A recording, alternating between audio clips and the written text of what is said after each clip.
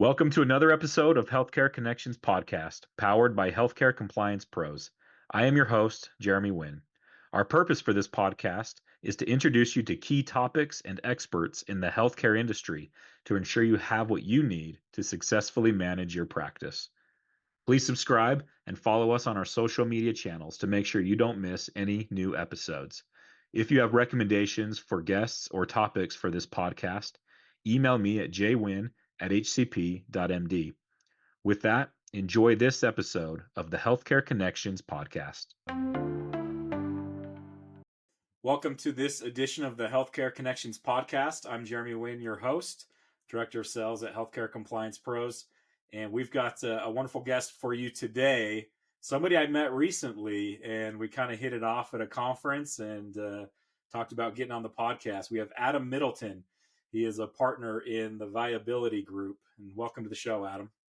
Thanks, Jeremy. Appreciate you having me. Yeah, so I'd love if you could give our listeners some background on yourself, what your company does, what you specialize in a little bit. And I'm sure we're going to dive into some of those topics that you specialize in a little deeper. But yeah, I would love to give you that chance to share more. Thanks, Jeremy. Sure. Yeah, I've been in healthcare since actually when I was in high school as a candy striper. So been doing this for a long time. Everything from medical sales, and then did about 10 years in hospital administration, and then went into consulting. I've been consulting for almost 15 years now. Joined the Viability company about a year and a half ago. Been working with them as a subject matter expert for almost a decade. So joined in with Viability as a partner. And Viability, I'm in Dayton, Ohio, but we're headquartered actually in Brentwood, Tennessee, kind of the mecca of healthcare. We've been down there for a very long time. Viability's been around for about 25 years. We work with both providers and payers, and we kind of say that we kind of live in the white space between the providers and the payers. So we do a lot of work with managed care negotiations. We also work to help develop networks. So we do a lot in that world. And my other partners have a lot of payer history when it comes to what they did, what they worked, while I worked pretty much all my career on the provider side. So we try to utilize their experience and my experience to help providers and payers have a good conversation and try to get to the best rates that we possibly can when it comes to managed care negotiations. We also do a lot of other things when it comes to revenue cycle optimization, some other pieces, but I know today we're going to concentrate more on the managed care negotiations. Awesome. Thank you for that introduction. Brentwood, Tennessee, the mecca of healthcare. I love that. Yeah. Yeah. So let's jump right into what you just said, the managed care contracts. I'm sure this is something physicians, they probably have a love-hate relationship with these. But could you share with us and talk about, why are these so important, why it's important to stay on top of these for a physician or a practice? Yeah, Jeremy, I think that the main thing when it comes to payer contracts is that oftentimes physicians, when they're starting out or when they buy a practice, they go into a practice, they might have assumed contracts, or they've also assumed that they didn't have any power to do anything about that contract that they signed. So oftentimes when we're getting into a practice, what we're finding is that these contracts have not been touched for an exceptionally long time. I mean, it's not unusual for us to be going in to help renegotiate contracts that have not been looked at for 15 years. Oh my goodness. Yeah, it's kind of sad, but at the same time, I try not to make the provider feel guilty, because it really is a matter of a lot of times they set these and off they go, and they don't feel as if they've got any power to actually negotiate and have these conversations. So this is your top line. I mean, obviously you've got your governmental payers with Medicare, Medicaid, but your commercial business, depending upon what your specialty is going to be anywhere from 40 to 70% of your business. So what we really try to work with and educate the physician is that they need to understand their contracts. They need to understand, what the terms of those agreements are. When are they coming due? When can you have the conversation when you fall into a negotiation window? And the other really big factor is really understand what your fee schedules are. Because oftentimes the provider groups will have the contracts, but they actually won't have the fee schedules attached. The payers sometimes don't put those in the contracts. They say that you've got to go to Availity to go get those. or they Yeah. don't have copies of the contracts themselves, which happens quite often. So they don't have the fee schedule, so they can't even do a really good comparison when they're reconciling the allowables that are being paid versus what the fee schedule should be. Yeah. And oftentimes we find a lot of discrepancies there. So it's very important for physician practice to understand those contracts and to make sure that they're getting paid what they should be getting paid. Yeah. Is there a, and I'm sure it's all across the board. So maybe this isn't a kind of bit of an unfair question, but when you come into a practice, is there a typical percentage range that you're like, and we can increase you know, your revenue by 2%, 3%? I don't know. Are there certain ranges you're seeing pretty common, Um, or is it all over the board? it's all over the board. A lot of times it is a matter of when was the last time that those contracts were picked up and looked at. And a very important thing to think about is if you haven't touched these contracts in a decade, Yeah.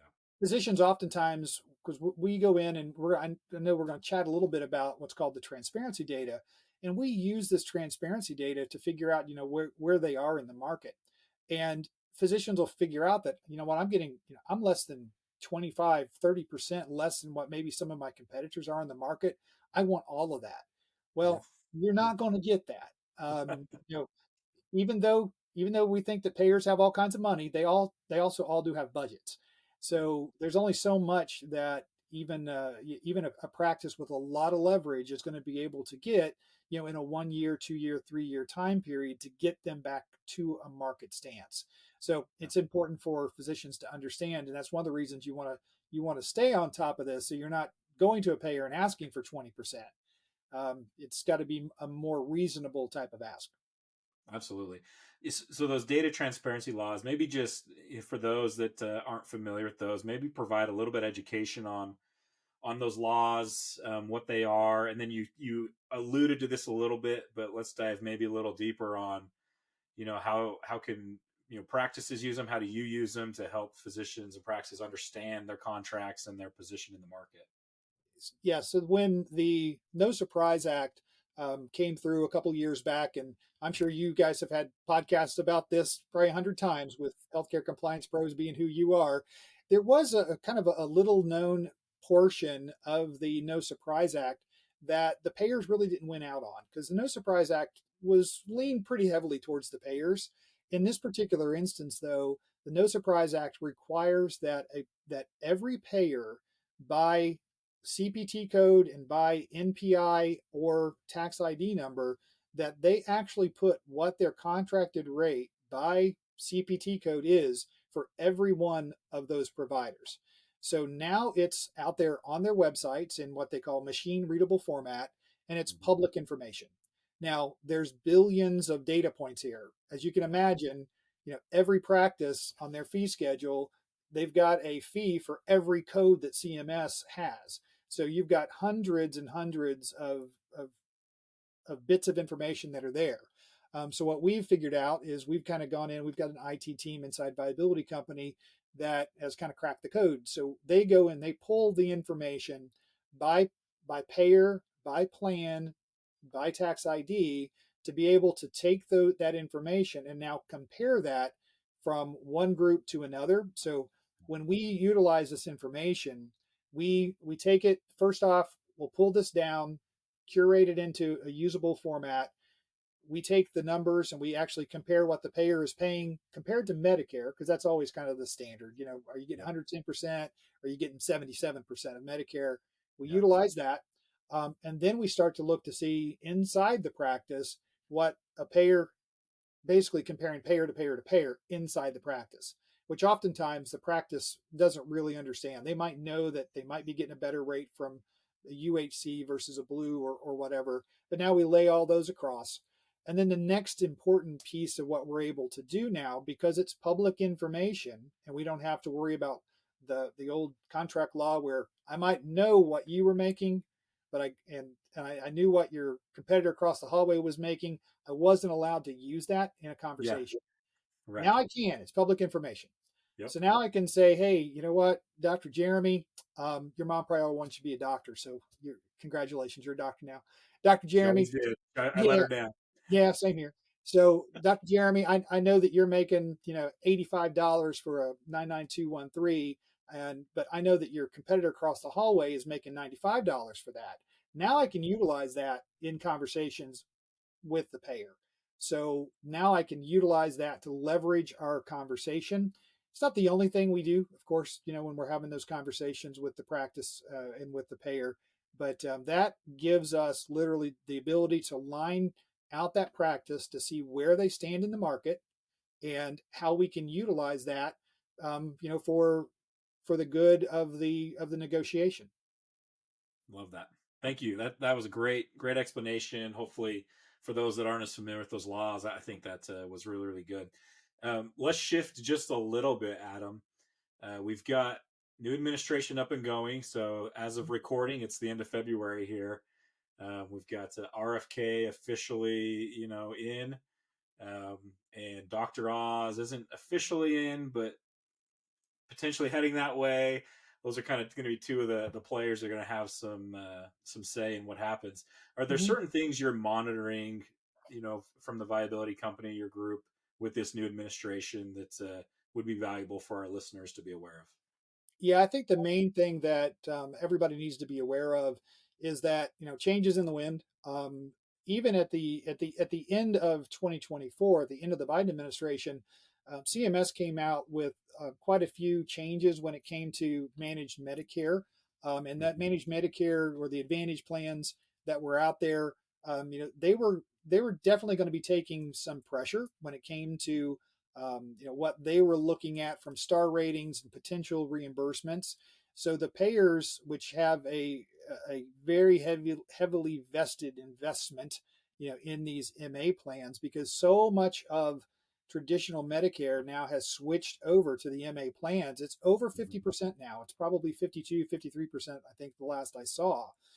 um, they've got a lot of money riding on this. So Yeah. if they've got um, pressures that might be coming when it comes to the star ratings, that's going to be very very important for them, because when you think about these companies and the payers, and you're trying to negotiate a commercial contract on behalf of the group, the MA plans, the Medicaid plans that might be involved, those all come into play.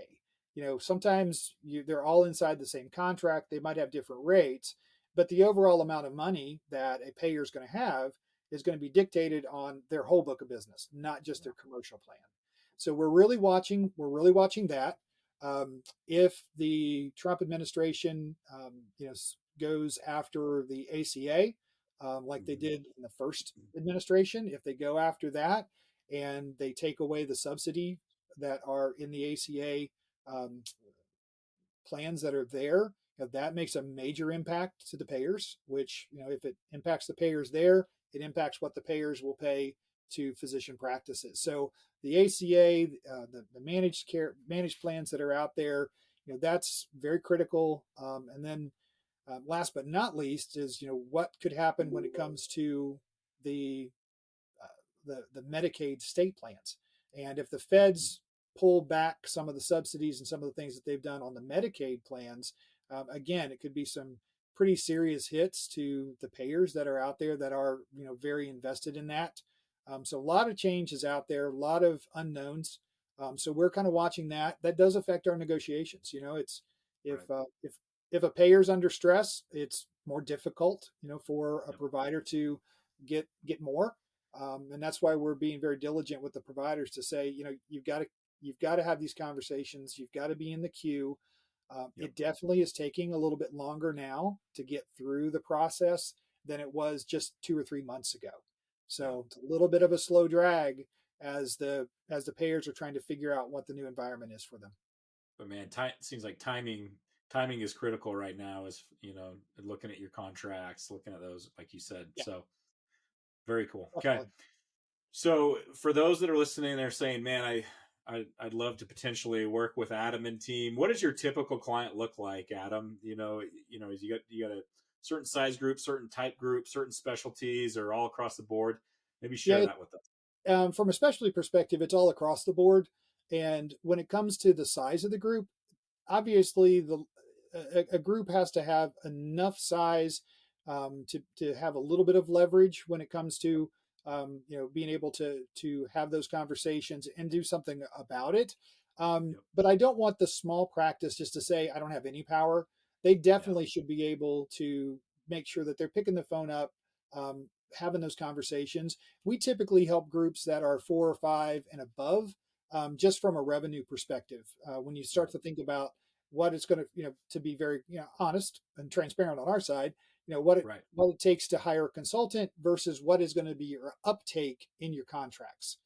So that's an important thing to be thinking about. And I always have that conversation up front with the practices to make sure that that their return on investment to hire us is going to be worthwhile in the long run for what we're going to be able to bring them on the upside of the contracts. Absolutely. And what's the best way to get a hold of you, Adam? Sure. Our website is viabilitycompany.com, just straight up www.viabilitycompany.com. My email is amiddleton@viabilitycompany.com. Okay. This has been really good. I appreciate your time today, Adam. We've worked hard to get this one scheduled through multiple conflicts on both of our ends, and so I Yeah. appreciate your time and your effort to make it on the show, and look forward to potentially having you on again here in the future. Thanks, Jeremy. I really appreciate it. Absolutely. Take care.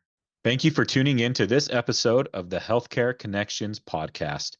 For more information on the topic we covered today, you can reach out to me or to our guest. For any additional information on healthcare compliance pros, feel free to email me at jwin@hcp.md. Don't forget to tune in next week. Thank you.